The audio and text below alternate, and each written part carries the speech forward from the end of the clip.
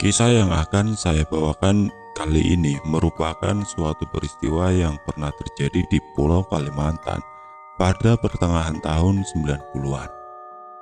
Nama toko dan tempat seperti biasa akan saya samarkan demi kenyamanan bersama. Dahulu di desa Gula Jawa, ada seorang wanita yang terkenal akan kecantikannya. Wanita tersebut biasa dipanggil dengan nama Nani oleh warga desa. Selain parasnya yang cantik, Nani juga memiliki sifat murah hati dan gemar menolong. Di usia yang ke-19, ia dinikahi oleh putra kepala desa yang telah lama menjalin kasih dengannya. Namun sayang, baru seumur jagung usia pernikahan mereka, sang suami malah meninggal dunia. Hati Nani hancur kala itu. Ia tidak kuasa menahan kepedihan karena pernikahannya yang kandas terlalu cepat. Ia juga tidak siap harus kehilangan orang yang dikasihi. Hatinya terguncang dan pikirannya terganggu. Akhirnya, Nani divonis sakit jiwa. Suatu hari di tengah-tengah kondisi mentalnya yang memburuk, Nani berjalan keluar rumah tanpa ada yang mengetahui. Dengan pikiran yang kosong melompong, tanpa sadar ia telah melangkah masuk sampai jauh ke dalam hutan di pinggir desa. Saat kewarasannya muncul, barulah ia sadari ia telah berada di mana. Nani mulai kebingungan. Sebelumnya ia tidak pernah memasuki hutan ini terlalu dalam. Ia takut tersesat karena wilayah ini termasuk kawasan angker dan ada beruang liar yang hidup di dalamnya. Hatinya kalut saat mengetahui bahwa matahari akan segera terbenam. Nani menangis ketakutan di bawah pohon besar. Tapi untungnya ketika ia sudah tidak tahu harus melakukan apa, lewat seorang wanita tua dengan setumpuk kayu kering yang dipikulnya di punggung. "Kenapa kau tersesat?" tanya si wanita tadi. Nani mengangguk. Ia mengamati orang tua tersebut. Pikirannya mengingat-ingat apakah si nenek ini warga desa juga. Tapi ia tidak pernah mengenalnya sama sekali. Jelas, wanita tua tersebut bukan warga desanya. "Hari mulai malam, berbahaya jika kau berkeliaran di hutan ini," ucap si nenek. "Ayo, ikut ke rumahku. Besok baru kau lanjutkan perjalananmu," ajaknya. Nani mengiyakan sambil terisak. Ia bersyukur masih ada yang mau menolong.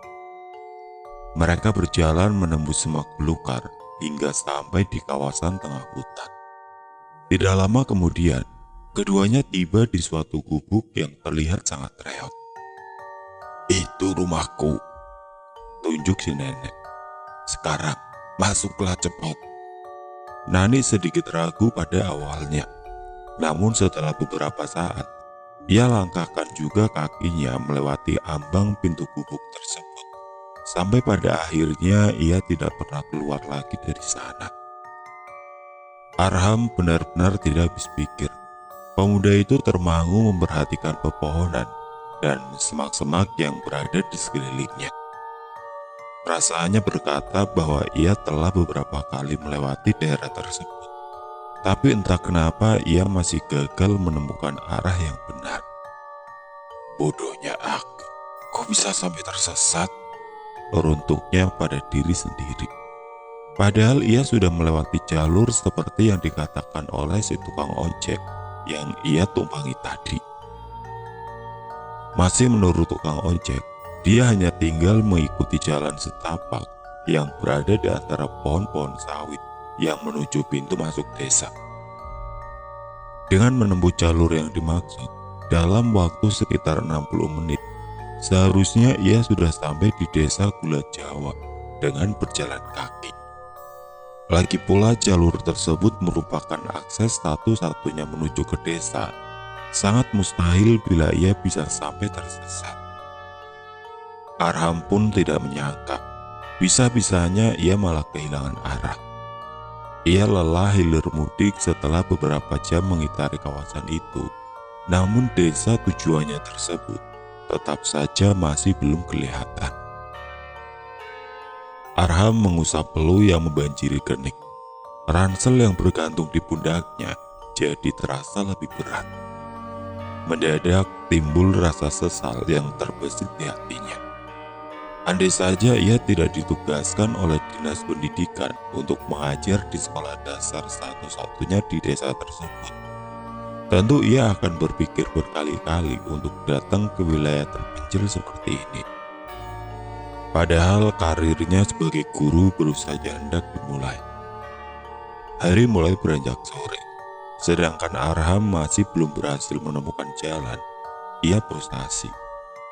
Jangankan menuju ke desa, jalan yang menuju arah kembali pun ia tidak ingat. Ia sadar dirinya telah terperangkap di dalam hutan. Matahari nyaris terbenam di ufuk. Bias-bias gelap penanda datangnya malam mulai menghiasi langit. Hati Arham semakin cemas. Sendirian di rumah saja terkadang ia merasa tidak nyaman. Apalagi harus bermalam di dalam hutan seperti sekarang. Ketika ia mulai diliputi rasa takut, dari arah rimbunan pohon, lewatlah seorang wanita tua. Ia membawa setumpuk kayu kering yang dipikul di punggungnya.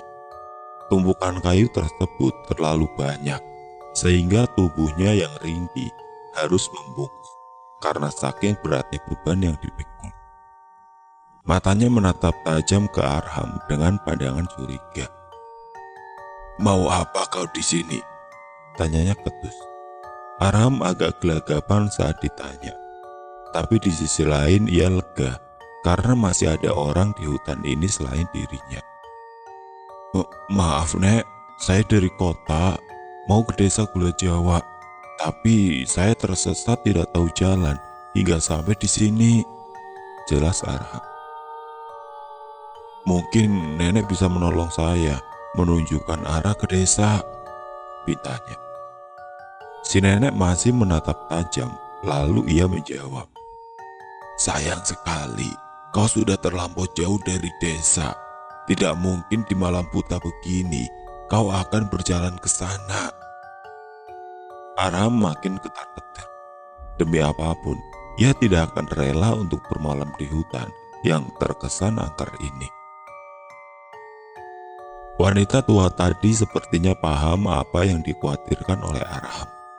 Lalu ia berkata, "Wilayah ini sangat berbahaya. Kau tidak akan sanggup untuk bertahan. Menginaplah dulu satu malam di rumahku. Besok pagi baru kau lanjutkan perjalananmu." Arham menghela nafas yang tadinya berat. Sekarang ia merasa lega. "Baiklah Nek, terima kasih atas tumpangannya," ucap Arham penuh syukur. "Ayo, ikut aku," ajak si nenek tanpa berlama-lama. Ia berjalan dengan langkah lebar dan cepat. Gerakan si nenek termasuk gesit untuk wanita yang berusia senja seperti dia. Akibatnya, Arhan yang memang lamban jadi kewalahan mengikutinya.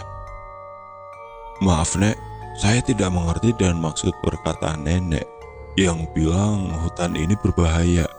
Artinya apa itu Nek?" tanya Arham dengan nafas tersegat. Namun si nenek diam tidak bersuara. Sepertinya ia tengah memusatkan diri pada sesuatu. Arham masih mau bertanya lagi ketika sekilas ia melihat ada sepasang mata yang sedang memperhatikan mereka dari balik pepohonan. Sekarang ia malah khawatir jika ia sedang diintai untuk diincar nyawanya. "Nek," seru Arham kepada si nenek yang tetap lurus berjalan. Ia tidak menggubris, tapi melihat dari gelagatnya yang menunjukkan sikap waspada. Kemungkinan ia telah tahu ada seseorang yang membuntuti mereka berdua. "Percepat saja jalanmu dan jangan hiraukan," perintah si nenek. Arham menurut. Mereka berjalan jauh menembus semak belukar yang meninggi serta melewati deretan pepohonan yang besar. Setelah cukup lama berjalan, sampai juga mereka di kawasan tengah hutan. Malam semakin larut berselimutkan gelap. Dari sini, Arham dapat melihat sebuah bangunan kecil yang sebagiannya diterangi oleh cahaya dari obor. "Itu rumahku," ucap nenek. "Masuklah dulu kau ke dalam," suruh nenek ketika mereka sampai. Mata Arham memperhatikan bangunan yang disebut rumah itu. Alih-alih berupa rumah, bentuknya lebih mirip gubuk reot yang nyaris rubuh. Hati Arham merasa heran. Seorang tua yang telah lanjut usia bisa mendiami bangunan semacam itu. Tapi kemudian ia maklum. Daerah yang ia datangi ini memang masih termasuk wilayah pedalaman.